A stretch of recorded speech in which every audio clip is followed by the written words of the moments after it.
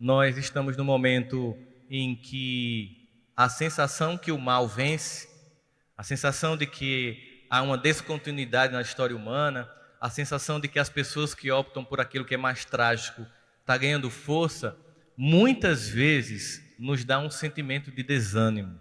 Eu tenho sentido, e eu acredito que vocês também, muitas vezes, tanto a gente como as pessoas, com uma certa angústia. A angústia é um dos sinais do nosso tempo. O que a angústia denuncia? Um sentimento estranho, em que a gente analisa e sente as notícias, as vidas ao nosso redor e a nossa, e muitas vezes temos medo, ansiedade, tristeza, porque no fundo, o que está acontecendo na regeneração do planeta é que está se explicitando aquilo que já tinha como promessa no Apocalipse. O joio e o trigo estão se explicitando para que a gente possa saber o que é uma coisa e o que é outra coisa. A gente pode dizer que a sociedade passa por transformações e que vai exigir da gente também passar por essas transformações, mas tem duas formas de se transformar. Por opção, quando eu analiso em mim aquilo que não está funcionando e eu quero mudar aquilo que não está funcionando, ou eu fico adiando isso, como a gente diz aqui no Brasil, empurrando com a barriga essa transformação, e quando a gente pensa que não, como Deus nos ama profundamente e jamais vai permitir que a gente estagne, a lei do progresso atua, com nossa permissão ou sem nossa permissão. Qual é a diferença quando a lei do progresso atua com nossa colaboração? É que a gente planeja as modificações que a gente vai fazer, que pontos a gente vai atuar, aonde a gente vai atuar. E, infelizmente, muitos de nós têm feito vistas grossas ao apelo do tempo, nas nossas próprias vidas, para a mudança. É claro que em período de transição planetária, ou em período de transição histórica, como é o que a gente está vivendo, sendo essa a mais transformadora e a mais impactante das transformações históricas e das mudanças históricas, há temporariamente, uma sensação do aumento do mal. Porque Deus, que muito ama, permite que todos visitem a terra para que possam se aprimorar e continuar, ou ser temporariamente expurgado para um plano e continuar se iluminando. Mas vamos tentar dar um exemplo. Acho que eu já dei esse exemplo, mas eu acho que ele é muito didático no sentido da gente entender o que a gente pode entender como transformação histórica. Vou pegar um trecho da nossa cultura nacional para a gente ver um sentimento de declínio. Certo? Vamos pensar aqui. Vamos dividir a plateia. Vocês concordam comigo, dividir a plateia? Quem aqui pagou moral e cívica? Por favor, levante a mão. O SPB. Usou Congo Quixote. Vocês já usaram a Havaiana enquanto Torô botou um preguinho para continuar usando? O aeróbio está já chegando para pegar a gente. A gente já passou dos 40, com certeza. Mas eu trouxe essa divisão para a gente pensar o seguinte. Vamos pensar na nossa infância e vamos pegar apenas a cultura da música infantil para a gente ver declínio temporário de cultura rumo à transformação. A música que marcou a minha infância, que deve ter marcado de muitos de vocês, na infância. Eu não vou falar da Vila Sésamo para não deprimir ninguém, certo? É só do Sítio Pica-Pau Amarelo para cá, né? Então a música que marcou nossa infância, naquela infância dos anos 70, foi Marmelada de banana, bananada de goiaba, goiabada de marmelo, sítio do Pica-Pau Amarelo, sítio do Pica-Pau Amarelo. Tem letra? Tem poesia? Tem melodia? Autor Gilberto Gil, ó que chique. Depois veio um fenômeno, palmas para Gil, nosso grande compositor, que fez aquela belíssima música em 1970, Se Eu Quiser Falar com Deus. E aí, logo depois do Balão Mágico, também veio um outro grupo infantil, inclusive eu era apaixonado por ela nem sabe que eu existo, Simone, Balão Mágico. Inclusive, quando ela arrumou namorado, na época eu fiquei deprimido, de verdade, viu, gente? Não é brincadeira. Depressão terrível, foi meu primeiro sentimento de perdi, né? Mas faz parte, emocionalmente eu ia passar por tantos prejuízos que aquilo era café pequeno. Mas a música daquela geração também era Depende de nós, quem já foi ou ainda é criança, que acredita ou tem esperança, quem faz tudo para um mundo melhor. Tem música, tem melodia, tem poesia.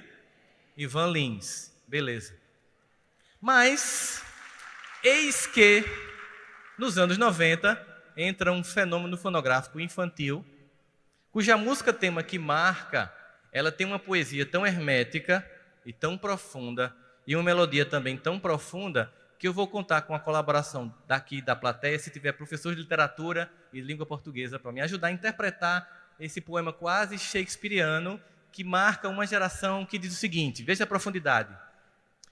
Hilari, hilari, hilarie, o. Veja a profundidade.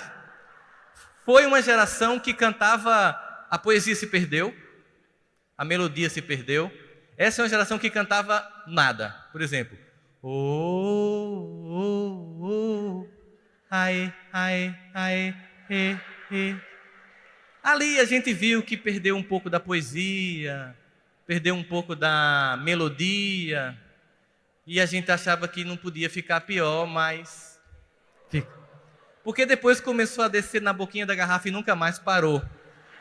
Porque quando a gente pensa que eles conseguiram se superar, eles inovam. E agora, o chique mesmo é você admitir que, mesmo que tenha 99% de luz em você, o que vale a pena é o 1% cafajeste.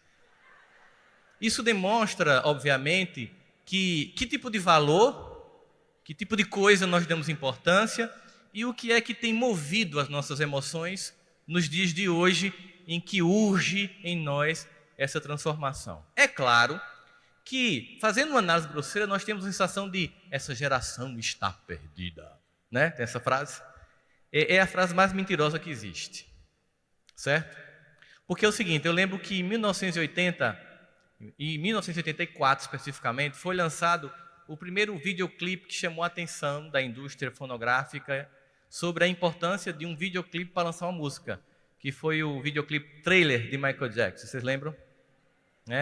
Era mais ou menos uma precursora de Walking Dead, a minissérie atual, que tem muito zumbi. Mas se a gente for observar, quando eu estava assistindo o clipe Thriller de Michael Jackson, meu avô entrou na sala e me viu assistindo empolgado aquele videoclipe, e aí ele olhou para mim, o que é isso, menino? Que coisa horrível. Aí, não, um cantor muito bom, vovô. Pá, falei quem era. Ele olhou para mim e fez, meu filho, a sua geração está perdida. E essa é a maior mentira pelo seguinte, a lei do progresso, ela é uma lei de Deus. E por mais que a gente pense que não, é Ele que conduz nossos destinos.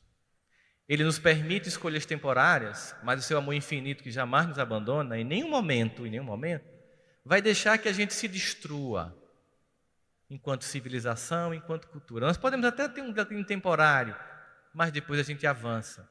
Porque toda geração que vem, ela vem melhor do que a que está. Ela, do seu jeito, do seu modo, ela consegue uma resposta para a vida e ela mostra para o que veio. Essa geração, por exemplo, atual, que faz as tecnologias que há mais ou menos 10, 15 anos atrás nem existia, como WhatsApp, Facebook, Instagram, Snapchat, e tudo isso que pode ser usado futilmente ou também de forma inteligente, tem mudado a transparência na política do mundo todo, tem denunciado com mais velocidade muitas questões e tem nos tornado autor do conhecimento e não prisioneiros do que a mídia para nós diz o que deve ser ou não verdade. Porque faz parte do mundo da regeneração a transparência e o empoderamento das criaturas. O que para nós é estranho é que a gente não está acostumado a receber esse poder de determinar a própria existência. Nós estamos acostumados a delegar a alguém, seja um líder político, seja um líder espiritual, a tarefa de fazer transformações que cabe a cada um de nós. E esse processo de mudança inclui uma sociedade menos maniqueísta. O que é uma sociedade maniqueísta? Uma sociedade que divide o mundo bem bem e mal, sabe? A gente foi treinado na nossa infância a ver o mundo maniqueísta, tipo Tom e Jerry, He-Man contra Esqueleto, Smurf contra Gargamel. Então a gente vai vendo um monte de heróizinho, o herói e o mal, o herói e o mal. Hoje em dia, até os heróis estão ambivalentes. Você vê que inclusive está uma confusão agora, o Batman contra o Superman. Quer dizer, a sociedade mostra que nós temos ao mesmo tempo pontos de luz, pontos de sombra, e a minha transformação, essa ideia de aperfeiçoamento que exige esforço, essa ideia de que ninguém pode progredir sem renovar, exige uma atitude pessoal que muitos de nós não estão acostumados a ter. E por que não está acostumado a ter? Porque tem uma visão romanceada sobre si, tem uma visão infantil sobre si. A sociedade nos vende a ideia de que para que nós possamos ser respeitados e possamos ser importantes, nós temos que ser melhor em tudo. Em tudo. Isso, gente, dá uma sensação terrível de falência emocional. Quando você se vê obrigado a ser bom em tudo, você se sente péssimo em tudo. Porque nenhum de nós é melhor do que todos nós juntos. As características de nossas fragilidades são fundamentais para que a gente reconheça a necessidade do outro e, sobretudo, a necessidade daquele que sim é perfeito, que é Deus. Daquele que sim é a fonte daquilo que tudo me falta, da angústia que me toma conta, que é Deus. Essa angústia nunca vai ser tamponada com coisas. A gente pode até imaginar que trocando de carro, usando uma roupa melhor, indo para fora, mudando a casa, trocando os móveis, a gente tem um ganho temporário de satisfação. Mas assim que você para no sinal que tem uma pessoa com um carro melhor que o seu, você já se sente inferior. E a sociedade, ela programa isso. Você compra um carro esse ano, aí o ano que vem ela lança o mesmo carro, aí só que ela faz isso no farol, achata o farol. Aí quando você para do lado, você vê o outro com farol achatado, você faz, o carro dele é melhor que o meu. A única coisa que houve foi um achatamento de farol, mas você acha que ele está numa vida melhor que a sua. Você acha que a vida do outro é melhor que a sua, porque a gente tem uma glamourização da sociedade atualmente. Obviamente que as redes sociais tornaram isso muito mais forte, porque as pessoas vendem uma vida ficcional, é como se fosse um personagem que elas publicam nas redes sociais, que não necessariamente é o que acontece lá fora. Eu já cheguei a ver, por exemplo, casal brigando numa comida japonesa, e aí eles tiraram uma foto, fizeram um selfie, sorrindo os dois, publicaram e voltaram a brigar. Eu disse, isso é o cúmulo, né, da hipocrisia. Né? Publicamente, nós somos um casal feliz. Você que está lá, triste, sozinho ou sozinha numa sexta-feira, achando que tem um dedo podre, que nunca consegue ninguém que preste. Olhando ali o Instagram, quando você vê aquele casal sorrindo, você diz, que vida miserável a minha. Porque você se compara com o que não é verdade, e você não aprende que a felicidade, ela não depende daquilo que o mundo nos propõe como felicidade. É por isso que Jesus diz que Ele nos dá uma paz que excede todo o entendimento. Porque não é uma paz como o mundo nos dá, Ele diz. É uma paz diferente, porque ela preenche. Hoje, muitas pesquisas na área da neurologia, do comportamento humano, mostram, por exemplo, que uma noite numa mesa, tomando café com tapioca, com pessoas que você gosta, amigos, gera uma compensação psicológica e emocional maior do que comprar um carro novo. Sabe por quê? Porque nunca são as coisas que nos deixam mais ou menos felizes. Nunca. Sempre são pessoas. Quando a gente vai ouvir falar de mágoa, tem a ver com pessoas. Quando a gente vai falar de perdão, tem a ver com pessoas. Quando a gente vai ouvir falar de ressentimento, tem a ver com pessoas. Mas a sociedade precisa nos dizer que a felicidade é aquilo que a gente constrói, que a gente compra. Observe que um dos motivos da depressão coletiva no Brasil é que a gente deixou de ir ao shopping.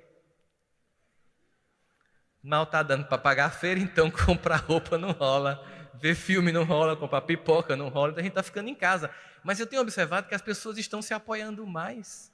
Eu não estou dizendo que a gente tem que ficar em crise, longe disso, mas é porque essas crises, elas fazem com que a gente lance o olhar sobre o que é essencial. Já que eu não posso me enganar e viver num frenesi de consumo para tamponar minhas faltas, eu vou em busca do que realmente preenche, que são as pessoas. Esse silêncio que ficar em casa me permite pensar em mim, ele é profundamente necessário. E muitos de nós não quer enxergar porque não quer reconhecer as sombras que tem. Mas as sombras da nossa alma, elas não devem ser repelidas. Elas não devem ser colocadas como uma deficiência moral, mas como um traço de mim, que faz parte de mim, que eu tenho que admitir e, óbvio, no meu tempo, no meu processo, transformar. Acontece que a gente olha para os processos dos outros e aí fica pensando, como é que eu vou conseguir isso? A gente sempre vê no outro uma coisa meio mágica, né? As pessoas tinham dificuldade de admitir que erram. Vocês já viram como todo mundo só conta vantagem? É impressionante. O povo conta uma vantagem que você faz assim, minha vida é muito ruim. Se for falar de vida afetiva, tem gente que diz que toda noite eu faço amor com minha esposa. Eu digo, menino, eu acho que eu estou doente. Eu estou com algum transtorno. Que cabo vigoroso danado. Mas vai lá para ver se é assim mesmo. Conversa com a madame para ver se é desse jeito. Todo mundo, não, eu não tenho medo. Tem um poema muito interessante de Fernando Pessoa, do seu heterônimo Álvaro de Campos, que é um dos personagens que ele usava para dar nome às suas poesias, que chama-se Poema em Linha Reta. E esse poema é muito interessante, porque o que ele diz? Nunca conheci quem tivesse levado porrada. Todos os meus conhecidos têm sido campeões em tudo. Eu, tantas vezes rele, tantas vezes porco, tantas vezes vil, eu tantas vezes irresponsavelmente parasita, indesculpavelmente sujo, eu que tantas vezes não tenho tido paciência, eu que tantas vezes tenho sido ridículo, eu que tenho me enrolado, eu que tenho caído nas etiquetas, que tenho sido mesquinho, arrogante às vezes, eu que tenho sido cômico, a dor do outro, eu que tenho sentido piscar do olho nas moças de flertes, eu que tenho vergonha financeira porque vou à falência, eu pego dinheiro para emprestar e não pago, né? Ninguém se identificou com essa lista agora, não entendi, né? Eu que, quando na hora do soco surgiu, eu me abaixei para não receber o tiro, o murro, mas meus amigos, todos são heróis em tudo. Eu estou farto de semideuses. Será que não tem gente nesse mundo? É a pergunta que ele faz. Será que não tem pessoas humanas que falham, que erram, que caem, que fracassam? Por que as pessoas têm medo de dizer que elas fracassam? Será que não dá para entender que esse fracasso é quem torna as pessoas quem são? Nós somos forjados pela dor. A dor não é um capricho de Deus mesquinho e masoquista que nos faz sofrer ou sente para ter o nosso sofrimento. Não, é um Deus que nos vê se capacitando diante da dor. E a natureza é pródiga nesses exemplos. Você imagina que você chega perto de um casulo, de uma borboleta que está tentando abrir, ele está semi-aberto, ela está fazendo um esforço, e você pensa, eu vou ajudar, e você abre o casulo e a borboleta cai. Porque o esforço para abrir o casulo era essencial para capacitar a borboleta para voar. Ali não era um capricho de sofrimento, mas era treino para a possibilidade do voo. As nossas dores nos fortalecem. Dá um exemplo disso, do quanto nós precisamos deixar vir esse processo de dor para o crescimento, para as transformações. Eu fiz uma palestra numa escola, numa cidade do sudeste do país, que a mensalidade era a partir de R$7.000. Eram 5.000 pais. Eu fui para um teatro e a gente fez uma palestra de 7 às 8h30 e depois de 9 às 10h30, porque não cabia todo mundo.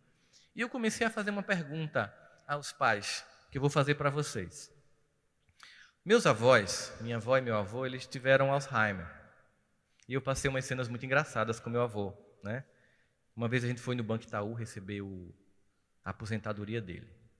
Uma fortuna de um salário mínimo. E eu estava na fila com ele, porque ele tinha que receber o dinheiro dele. Era uma sensação de autonomia que eu tinha que preservar. Era uma sensação de dignidade, que ele queria receber o dinheiro dele. Eu estava com ele na fila, aquele silêncio. Ele fez, meu neto! Todo mundo olhou. Diga, vô, não me roube, não.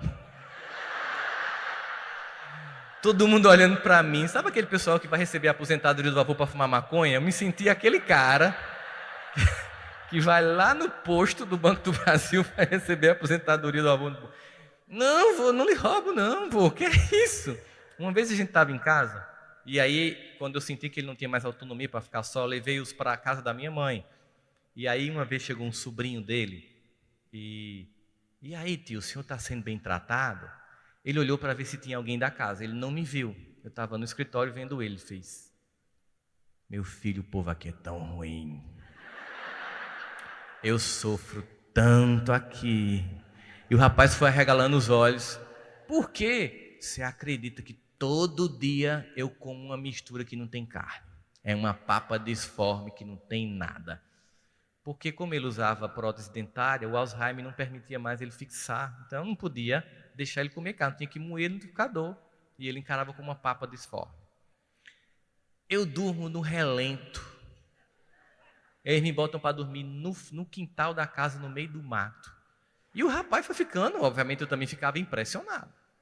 E aí, finalmente ele disse, no final da tarde a tragédia termina, que esse meu neto chega, esse que você viu, que tem uma carinha de bom, e vai me dar um banho de mangueira. Aí o rapaz se levantou, ei, Rossandro, cadê você? Vem aqui, foi tomar satisfação comigo. Eu tinha ouvido a história, eu ouvi o que ele disse, eu vou lhe esclarecer. Aí levei ele para a cozinha, mostrei o que era a comida disforme. Eu levei ele para o meio do mato, é porque no quarto que meu avô ficava tinha um jardim de inverno. Então, como ele viu o jardim de inverno, ele achava que estava no meio do mato. E o banho de mangueira, aqui no final da tarde, quando eu chegava do consultório, eu levava ele para o banheiro. Como ele já tinha 92 anos, não podia ficar muito em pé, eu sentava naquelas cadeirinhas plásticas, puxava a mangueirinha do chuveiro. Era o banho de mangueira. Mas esse cara eu pude provar, né? Mas teve um que ligou para mim, do São Paulo, tem aqueles primos de 4º grau na gente do Nordeste, né? Eu sou seu primo, filho de finado cicrano, com finada fulana. Pronto. Aí ele ligou para mim, olha, eu fiquei sabendo que meu tio está sendo maltratado, tal. Eu disse, sabe quantos anos teu tio tem? Ele disse, quantos? 93. O teu pai tem quantos anos? Ah, pai morreu. Eu perguntei, com quantos? Ele disse, com 70. Ele disse, sabe por quê? Ele disse, não, porque era maltratado. Porque uma pessoa bem tratada chega aos 93 anos. Você já parou para pensar nisso? É impossível uma pessoa maltratada chegar aos 93, né? Eu digo, você vem aqui ver a situação, não ligue para mim não, que o que é você está limpando? Vocês que estão aqui, vocês já limparam fralda? Já botaram olhinho de girassol para não dar escara? Já botaram?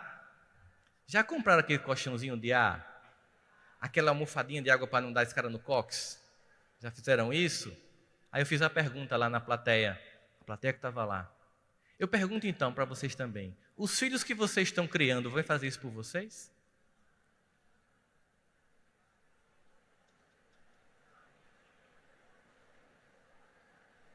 Eu vou beber água com esse silêncio de vocês. Por que não? Vamos pensar nisso então agora? Olha só, gente. As dificuldades da vida, elas nos forjam competência, dignidade e respeito. A geração que nasceu na época de moral e cívica é uma geração que quem mandava na casa era quem? Os pais. E isso é o que é certo.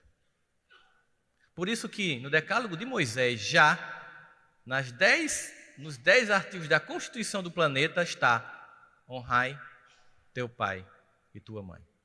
O problema é que os pais e as mães hoje não se fazem honrar pelos filhos, porque resolveram ser amigos. Amigo do filho. Você deixa a posição de pai e de mãe, que é única, para ser uma posição de igualzinho, que é amigo. Essa geração que pagou moral e cívica é uma geração que ralou, que deve ter passado fome, que eu vivia com roupa dos outros. Vocês já perceberam que pobre não muda de roupa, é a roupa que muda de pobre? Ela vai andando, ela vai escolhendo você não escolhe ela. Não vai, né? Você... Eu lembro de uma vez que eu ganhei uma calça que ela desbotada, mas aí não tinha zíper, e a gente foi para o aniversário e minha mãe costurou o zíper, que na época eu chamava de ri-ri. Vocês lembram ri-ri? Era ri-ri. E aí, quem disse que eu podia ir no banheiro? Não podia, eu passei a noite assim, porque eu não estava costurada, a calça me escolheu, eu não escolhi a calça. E o que é que isso dava para a gente? A vontade de conquistar. A vontade de perceber que tem que ter um esforço, que ninguém pode fazer por mim. Esses pais que nasceram nesses anos 70, eles ralaram para conquistar. Eles muitas vezes vieram do sertão, eles pegavam bicicleta para pegar um ônibus para depois vir para o colégio, e conseguiram vencer, e conseguiram juntar um patrimônio, ter uma vida melhor para os filhos, e tiveram a ideia infantil de dizer: meus filhos não vão passar pelo que eu passei. Esquecendo que foi exatamente porque passou pelo que passou que tornou quem se tornou. E ninguém está dizendo aqui que seu filho passar fome ou viver com roupa emprestada, mas que ele tem que entender que tudo que você faz é um benefício amoroso para ele, que a casa não é dele. E que ele precisa respeitar essa pessoa, porque quando você não foge de uma geração assim, ela não é capaz de suportar as próprias transformações. Ela delega para os outros. É por isso que muitas vezes as pessoas dizem assim, no colégio, aqui quem é professor já deve ter ouvido isso. Chega uma mãe ou um pai com uma criança de 3 anos e diz assim: eu não sei mais o que eu faço com esse menino. Aí quando você olha, é um menino mesmo, desse tamanho. Aí você arregala os olhos, olha para o menino, olha para a criatura grande, olha para o menino, aí fala assim: eu mato quem? Ele ou ele? Como é que uma criatura deste tamanho não sabe o que faz com uma dessa? Que imaturidade é essa? E a gente tem sentido pessoas que não têm conseguido avançar e se desenvolver e se transformar. Sabe o que aconteceu com as pessoas que tinham moral cívica? É que elas ralaram, elas foram atrás. Vocês, aqui, como a gente é nordestino, vocês lembram do biscoito surtido? Na minha casa era assim, os biscoitos de champanhe eram dos pais, não tinha discussão. Era sem negociação. Os de chocolate dos irmãos mais velhos. Eu sou o caçula. Biscoito crebado lá embaixo. Meu sonho de consumo, para conseguir o biscoito de champanhe só tinha uma alternativa: estudar. Para comprar a caixa. E agora que eu estou pagando, eu lembro que minha primeira filha de casamento eu comprei uma caixa de biscoito de champanhe. Agora eu estou pagando, agora eu como, danado. Só que a gente não entende que nos dias de hoje, as pessoas não respeitam as etapas. E a transformação exige etapa. É por isso que Emmanuel nos diz: o tempo destrói tudo aquilo que ele não ajudou a construir. O tempo destrói tudo aquilo que ele não ajudou a construir. É preciso que a gente entenda que a vida solicita etapas, que solicita que a gente consolide passos para seguir adiante. Quando a gente pula, a gente cai. A gente, na verdade, não dá muito valor àquilo que vem fácil. Quando eu queria gravar uma música, na minha adolescência, não tinha som 3 em 1, não. Já foi um avanço tecnológico gigante.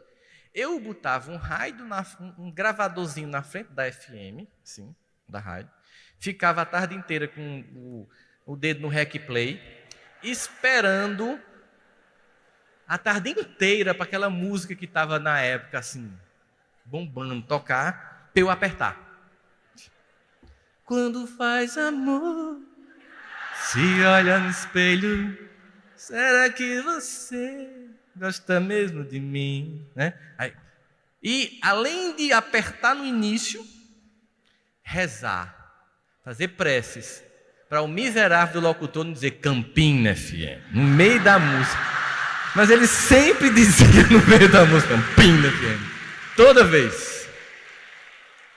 Aí, quando eu comecei a ganhar algum dinheiro, aí veio o LP, que era caro, eu comprei um do RPM, aquilo era uma coisa sagrada. Quando alguém me pedia emprestado, eu levava pessoalmente, eu atravessava a rua para entregar ao vizinho. Hoje você pega um smartphone desse, tem milhares de músicas. Algumas que a gente baixou que nunca escutou. Por que perdeu o valor? Porque é fácil. Porque o tempo destrói tudo aquilo que ele não ajudou a construir. As pessoas querem vitórias sem esforço.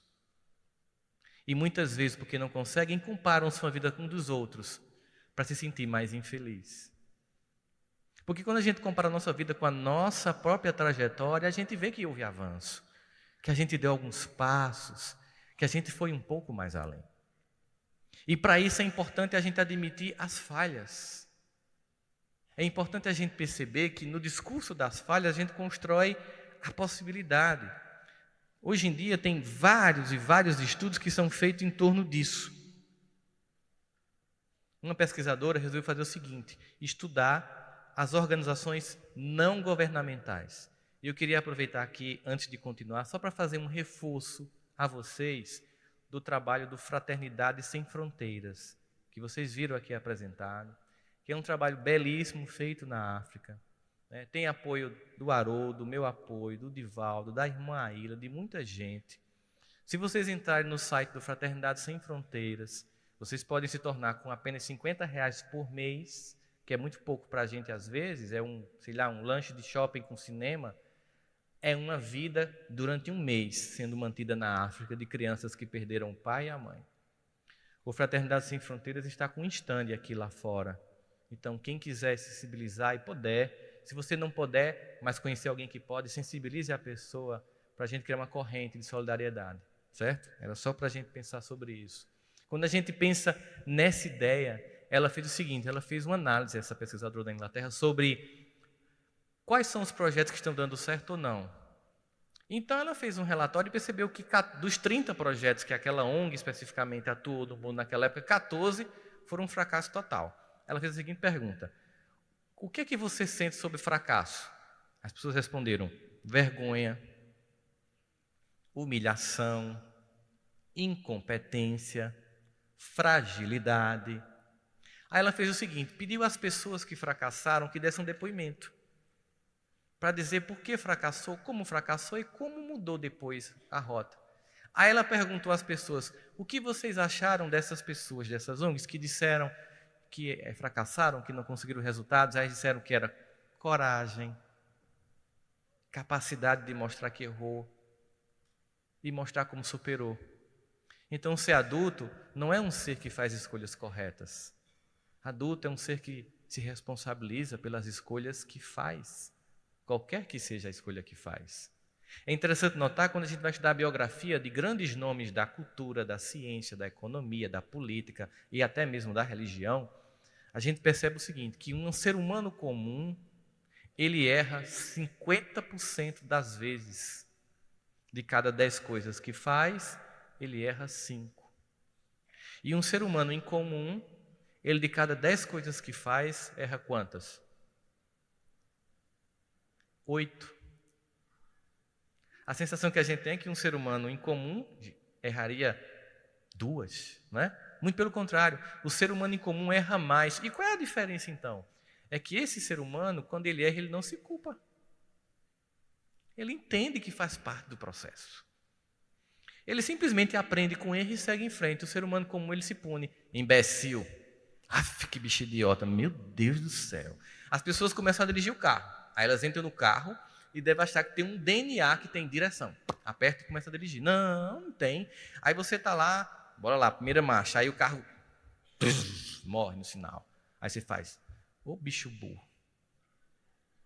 Como você começou a aprender a dirigir, você não pode, você começou a aprender uma língua, qualquer coisa que o seja, você não vai errar. É tão natural, tão humano. A gente se pune, se chama de imbecil, de incapaz, de burro, e vai reforçando um sentimento de eu desisto, eu não vou fazer isso porque eu não posso. Existe uma história que é verdadeira e que é uma clássica história sobre persistência, que é exatamente a história de Thomas Alva Edison, inventor da lâmpada elétrica. Ele era um pesquisador, e ele tinha um currículo muito bom, mas no laboratório que ele estava, tinha grandes homens com grandes currículos como ele. E ele estava muitas vezes tentando a lâmpada ficar acesa. Na 10ª tentativa, um dos cientistas disse, Dr. Thomas, desista. É a 10ª vez que o senhor tenta fazer isso. Ele disse, não, agora é que eu não desisto mesmo. Aí o cara perguntou, e por que não? Porque eu já sei 1000 formas de não fazer a lâmpada elétrica. Enquanto que o outro estava vendo uma sucessão de erros, ele estava vendo uma aproximação do acerto. Viu a diferença? É por isso que todo mundo sabe quem é Thomas Edison, mas ninguém sabe o nome do idiota que pediu para ele parar. Porque quem tem medo não marca a própria trajetória. E aí tem uma passagem que está no Evangelho de Mateus, que é muito rica nesse sentido para a gente analisar. A gente tem aqui no Evangelho de Mateus... Eu acho que meu relógio parou. Que horas são? Já está perto? Me desculpa, gente. Deu um branco geral aqui agora. Aí, que horas são? Ah, tá. Que horas termina mesmo?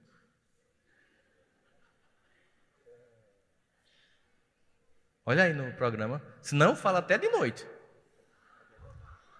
Não. Ah, tá jóia. Tá terminando. Beleza. Tá, beleza. Só para me orientar aqui. Tá bom. Desculpa, gente. Eu sou assim, atrapalhado mesmo. Minha mãe sabe, todo mundo sabe. Veja só.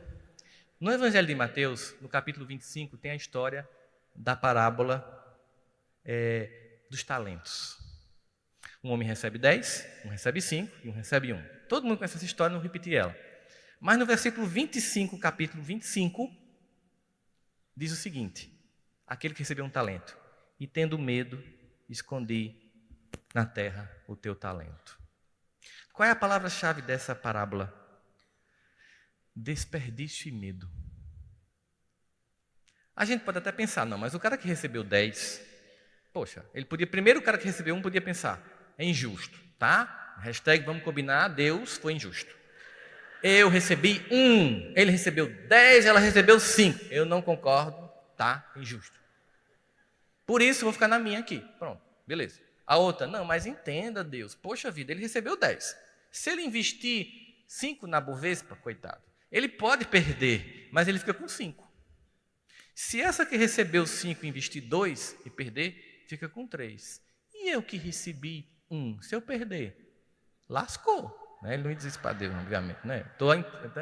Mas qual é o problema? E se ele perdesse tudo, o que é que Deus faria?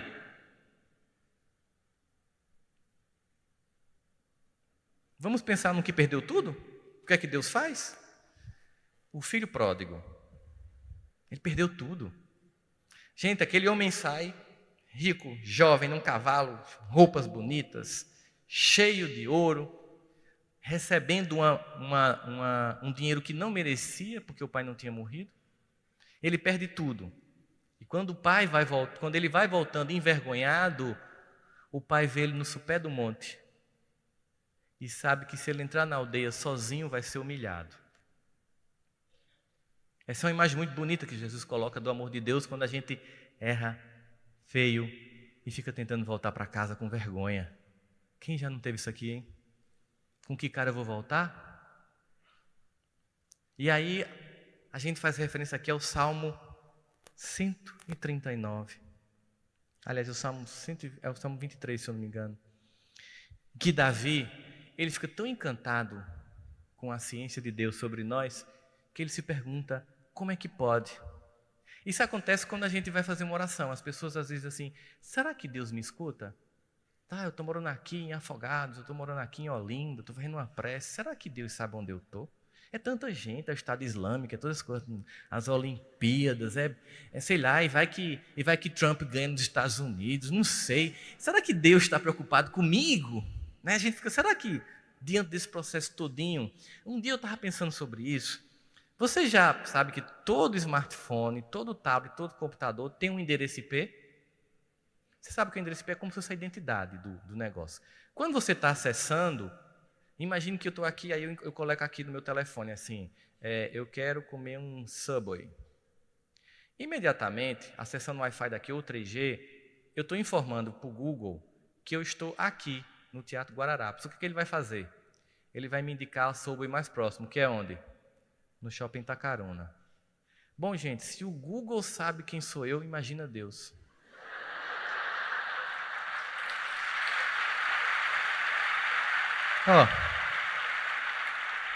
Muito mais. É por isso que Davi ficou encantado e fez, Senhor, eu sei que tu me sondas. Eu sei que me conheces. E quer eu esteja em pé ou deitado, tu conheces o meu pensamento. E mesmo que falte em mim palavras, conheces o meu pensamento. E tal ciência tão preciosa que eu não alcanço de tão alta.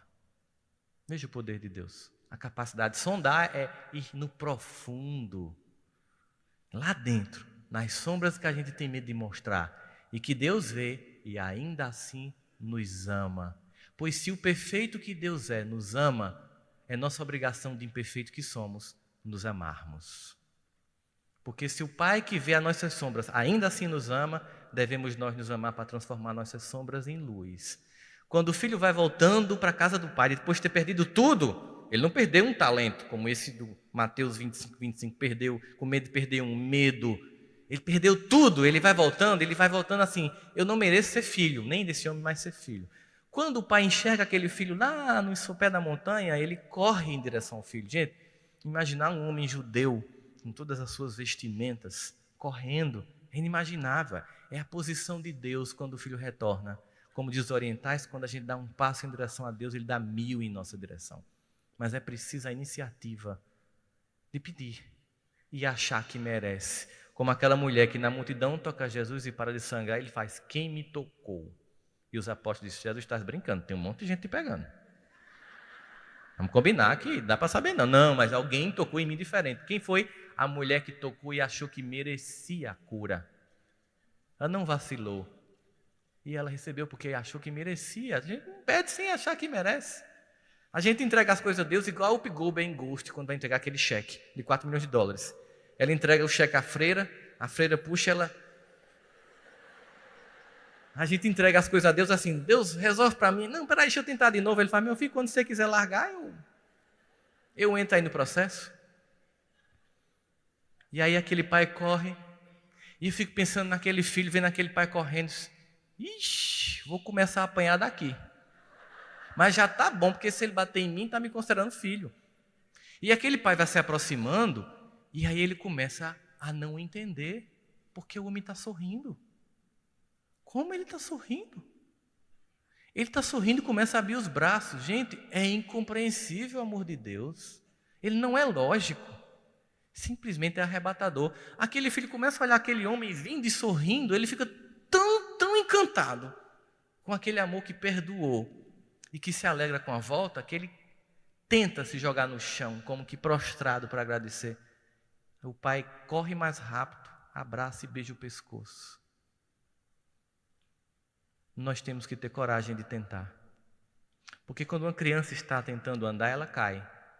Nenhum pai, nenhuma mãe bom vai puni-la, porque caiu quando tentou andar. Porque quando uma criança está tentando aprender a ler, ela gagueja. Nenhum pai, nenhuma mãe vai bater numa criança, porque para aprender a ler está gaguejando. Na vida, muitas vezes, a gente vai tentar acertar, mas muitas vezes vai errar. Não importa, a gente vai continuar tentando. Quando eu lancei esse último livro, O Tempo do Autoencontro, quando eu peguei e fiz esse livro aqui para a Federação Espírita de Goiás, eu comecei a fazer sobre o tempo do autoencontro, que é sobre o simbolismo psicológico do deserto, né? Os momentos. Então, quando eu fiz esse livro, chegou um momento que a editora disse: Sandro, você não vai entregar não, está faltando alguma coisa. Não sei o que é que está faltando, mas eu só posso publicar se essa coisa que eu acho que está faltando vem na minha cabeça. Aí eu disse: mas a gente tem um prazo para o lançamento do livro. Eu disse: tá bom, eu vou tentar ver. Aí eu fui dormir, aí me lembrei o que é que eu precisava dizer aqui. Eu precisava falar aqui do meu deserto. Eu precisava falar de um momento meu que, quando eu escrevi o capítulo que eu mandei para a editora, ela disse: Sandro, muita gente pode se decepcionar com você quando lê isso. Mas muita gente também pode ficar consolado porque leu isso. E nesse meu deserto pessoal, minha mãe chegou para mim e disse: meu filho, eu sei que você resolveu fazer essa escolha, mas eu preciso lhe dizer uma coisa como mãe, que vai dar tudo errado. Essa cena é dramática, né, mãe? Poxa, meu filho, mas vai dar muito errado. Vai dar tão errado que eu queria pedir só uma coisa para você e me prometa como filho. Pois não. Quando tudo der errado, eu só quero uma coisa de você. Me prometa, com aqueles olhares penetrantes dela. Parou assim: diga, mãe, volte para casa vivo. Vixe, a senhora está apelando. Maria, escuta o que eu estou dizendo. Não importa o que aconteça. Quando você achar que não tem jeito, volte do jeito que você tiver, que eu faço tudo de novo. E aí a vida seguiu. Eu fiz essas escolhas e realmente tudo deu errado. Eu fiquei com vergonha até de voltar para o movimento espírita. Eu fazia palestras só em Campina Grande, mas fiquei com tanta vergonha e me afastei do movimento espírita. E aí, durante 4 vezes, eu subi na varanda do apartamento para pular. Eu pensava em pular, aí eu pensava: meu Deus do céu, eu não morro. Aí eu vou para um umbral, aí ficava naquela... Lá daqui a 200 anos vou fazer um romance com o meu espírito, dizer como foi minha experiência. Minha mãe pediu para eu voltar, mas era uma dor tão grande que eu pensava em desistir, mas eu lembrava do pedido dela: não volte, não morra, volte para casa vivo. Aquela insistência dela. Aí sei que depois de um tempo, assim, passou a fase mais dolorosa, E das 4 vezes eu parava, pensava, eu não contei aquilo para ninguém, porque eu tinha uma vergonha tão grande de, já sendo espírita, ter achado que não tinha solução e pensado em me matar. Aí eu saí, né, do que tinha acontecido, e eu fui, e tinha um centro espírita pequenininho em Campina, eu não conhecia, eu digo, eu vou começar de novo.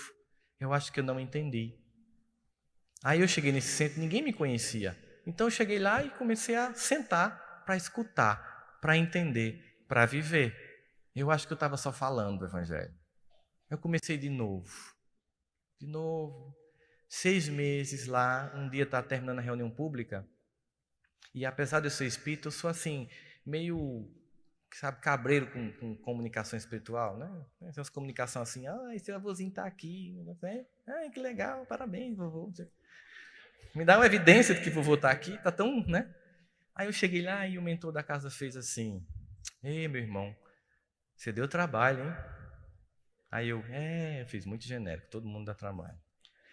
Imagina, você ouvindo o mentor falar e criticando, né? Sou eu. Pois é, mas Deus nunca nos abandona, eu fiz. Também é genérico, todo mundo diz que Deus nunca nos abandona. Aí eu dizendo isso mentalmente, obviamente, né? Claro, estava dizendo para ele. Ele fez. A gente trabalha para Papai do Céu e a gente também, a serviço dele, nunca abandona. Aí eu fiz, que bom. Mas saiba que naquelas 4 vezes na varanda do seu edifício foi muito trabalhoso. Aí eu desabei, porque só eu sabia. Aí ele disse, se você soubesse quantos tinham lá para evitar que você caísse, você ficaria encantado com a visão. É só para você saber, meu filho, que Deus nunca nos abandona. E quando a gente volta, Ele abraça como o pai vai abraçar o filho pródigo. Às vezes, depois de um processo desse, a gente tem que se perdoar. Aliás, sempre a gente tem que se perdoar, gente. Porque a gente erra tanto. E pensar em Deus que vê o erro como o processo para o acerto. Não são 1000 lâmpadas queimadas, é a aproximação da luz. Não são muitas quedas, é a aproximação do aprender a andar. Não é gaguejar, é se aproximar, aprender a ler. Obrigado, gente. Muita paz a todos. Bom semestre para vocês. Valeu, Obrigado. mocinho. Obrigada, amigo.